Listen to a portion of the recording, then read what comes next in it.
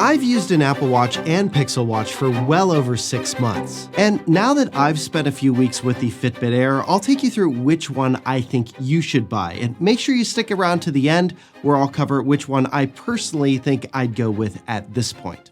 First, let's talk about what you gain by going with the Fitbit Air.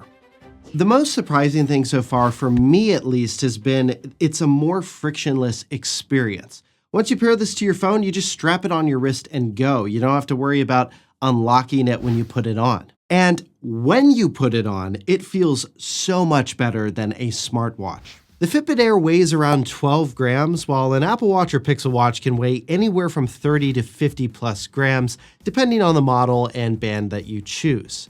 The larger Pixel Watch 4 in particular can feel really bulky in my experience. I find its circular shape weirdly just digs into my wrist a bit more when wearing it at night, and the Fitbit Air is by far the most comfortable to wear for sleep tracking. Another thing that makes the experience frictionless is battery life. Unlike the Pixel Watch or Apple Watch, whose batteries only last about a day, the Fitbit Air can last up to a week depending on your activity level. I found mine so far has lasted around 6.5 days with moderate activity levels.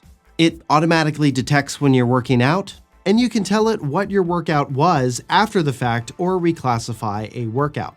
So far though, for things like walks and weightlifting, I found it to be pretty accurate at identifying those types of workouts.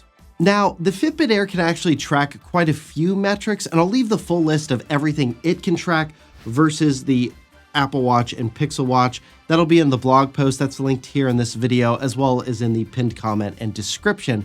But for this video, I really want to focus on the two metrics that have really stood out to me so far using the Fitbit Air. First is the 24/7 heart rate tracking. This data is what's used to generate metrics like heart rate variability and resting heart rate, and then of course, sleep tracking. The second metric that I use the most is step count. That, combined with the heart rate sensor, is what can really give you a better sense of your activity and overall health. But of course, that's not everything it can track. Now, something else the Fitbit Air does differently from a smartwatch, it has no display. There's no screen, no notifications, zero distractions. Now, it does have an LED light that will show up when you double tap it just to give you the current battery, and then when it's low on battery, it'll also just light that LED up as well. And you do get haptics for alarms, which is a fantastic feature. Now, compared to the Apple Watch or Pixel Watch, the haptics are pretty light, though you can adjust their intensity in settings. I kept mine on the lower one. I actually really like that it's so light because it's not really audible. So if you sleep with a partner and you don't want to wake them up with your phone or alarm clock, this is a great solution for that. Another thing that sets the Fitbit Air apart is price. It's less expensive than a Pixel Watch or Apple Watch, which starts around $249 US and goes up from there.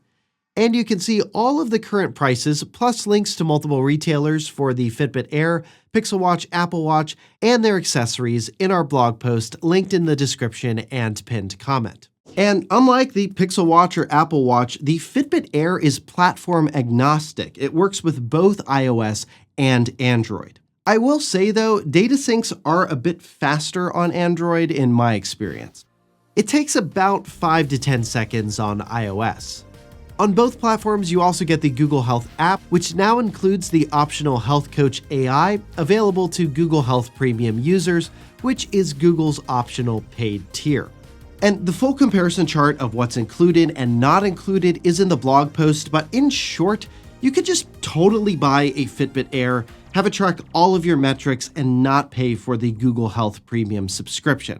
With this subscription, the features are truly extra and not the basic stuff you need for a fitness tracker.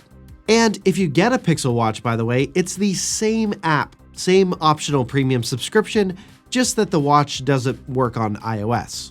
Now, I've been using the premium option for a few weeks, and overall, I actually think it's pretty impressive. It can help make workout plans for you, and it can actually give you a more nuanced analysis of your data, plus take into account information that you give it about how you're feeling.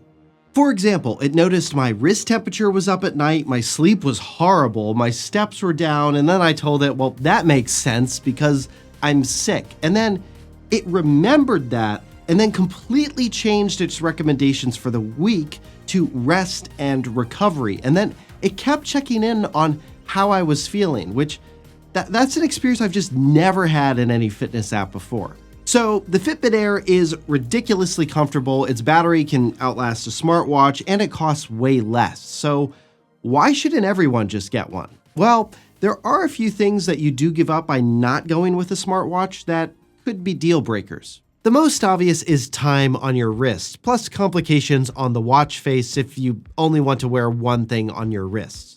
That said, by going with something like the Fitbit Air, you do get the flexibility to wear a non-smartwatch and then switch up your watch based on the look you're going for, while still tracking your fitness data if you're okay wearing the Fitbit Air on one wrist and then the watch on the other. Though some people are now starting to make watch bands for non-smartwatches where you can just pop the Fitbit Air into it and wear it on this part of your wrist, so that might be another option for you as well. Another thing you'll lose access to by going with the Air over a smartwatch is notifications and access to specific apps entirely. Things like the Hearing Health app on the Apple Watch or a dedicated media player like the Pocket Casts app, which I use constantly. You also can't use it to unlock your smart lock. Another thing you lose is any way to locate your phone from your wrist if you've misplaced it. Both the Pixel Watch and Apple Watch have features to help you find your phone, with Apple's being the most advanced on the Series 9 and later, which uses an ultra-wideband chip to give you precise step-by-step directions to your missing phone. And on the flip side, if you lose the Fitbit Air itself, it does not integrate into Google or Apple's Find My Device network, so it's pretty much going to be lost. Now, there are third-party Bluetooth scanning apps you could potentially use to spot it, since it does emit a Bluetooth signal, but there's no built-in speaker, so there's no audible alert to help you locate it even if you're in the right location. Both the Pixel Watch and Apple Watch also save their last location before their battery dies, which you can view in their respective apps to help locate it, unlike the Fitbit Air. Now, if these are starting to sound like major deal breakers, well, hold on, because there is a third option that I'll get to in a bit that might give you the best of both worlds. But first, a couple more things worth knowing. The Fitbit Air has no onboard GPS, so it relies on your phone's GPS for route tracking. This will matter to a lot of runners who may not want to carry their phone around with them to track runs. And unlike the Fitbit Air, both the Pixel Watch and Apple Watch can be configured with cellular data. And there are apparently some differences in how smooth that phone-based GPS works, with Android being a bit more optimized versus iOS. Some users I've seen have reported more frequent signal drops due to iOS background restrictions, so that is something to keep in mind as well. The Fitbit Air also can't measure ambient sound levels, something I use a lot to help confirm whether or not an environment is actually too loud. Like when I was at Disney, realized I was on some rides that were pushing well over 90 decibels. I found just being able to glance down, get that confirmation so that I could just pop my loop buds in and still enjoy the ride to protect my hearing.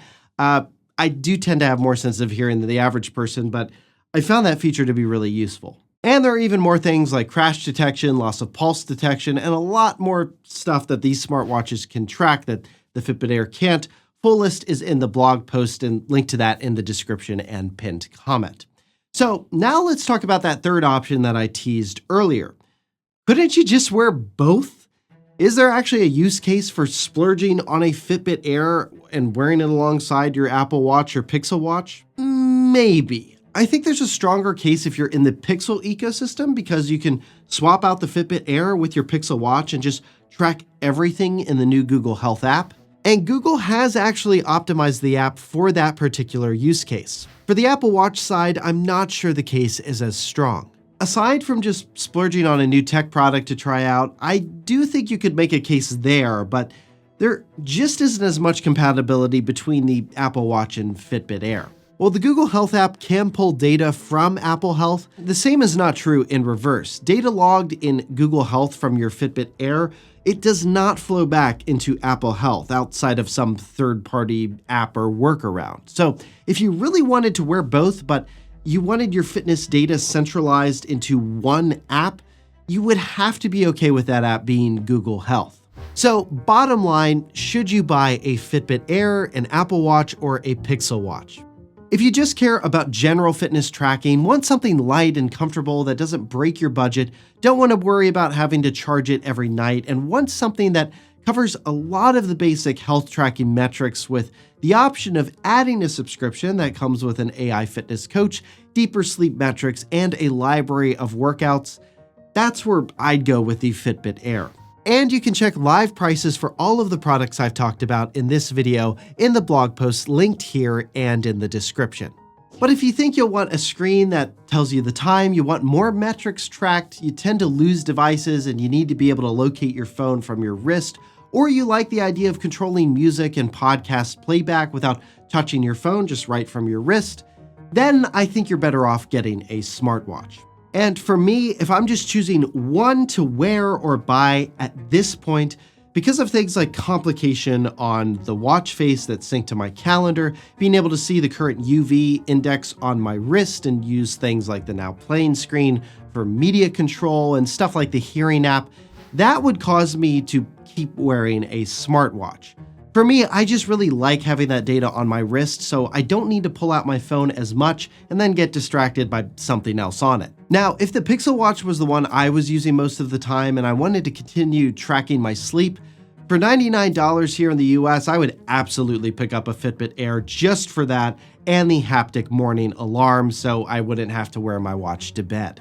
So those have been my thoughts. Let me know what you think in the comments. Would you pick one up over the other, just get the Fitbit Air, or wear both?